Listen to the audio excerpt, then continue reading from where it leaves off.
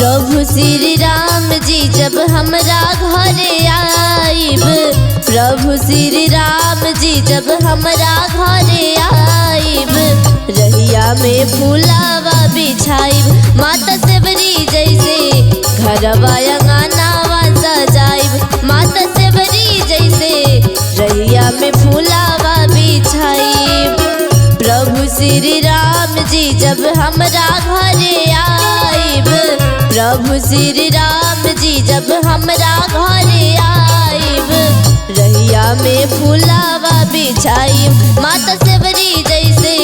घरवा अंगनावा सजाइब, माता सेवरी जैसे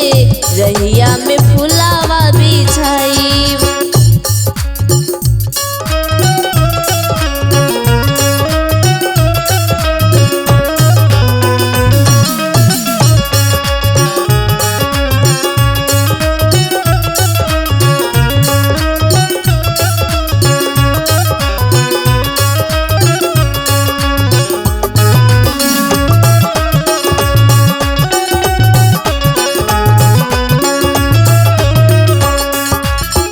पूरा परिवार संगे चरण पखार के अपना प्रभु जी के आरती उतार के,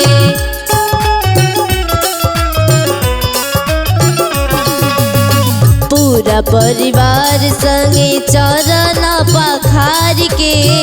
अपना प्रभु जी के आरती उतार के,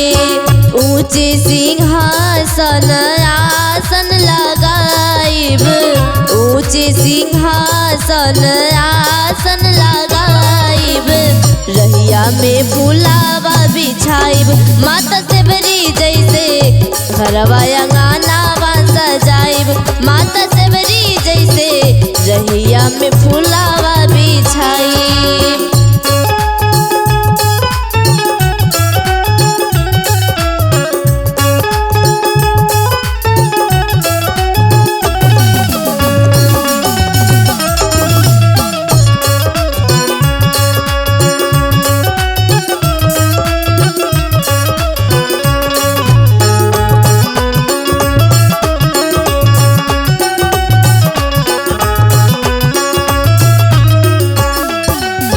प्रभु जी से सीखब हम भक्ति के ढंग हो,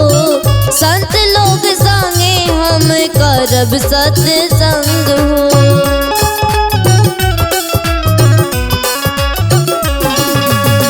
प्रभु जी से सीखब हम भक्ति के ढंग हो, संत लोग संगे हम करब सत्संग हो। दुआरा पर आजन बाजन खूबे हम बजाइब, दुआरा पर आजन बाजन खूबे हम बजाइब, हरि भजन हम गाइब, माता सेवरी जैसे हरि भजन हम गाइब, माता सेवरी जैसे रहिया में फूलावा बिछाइब। प्रभु श्री राम जी जब हमरा घरे आइब, प्रभु श्री राम जी जब हमरा घरे आइब,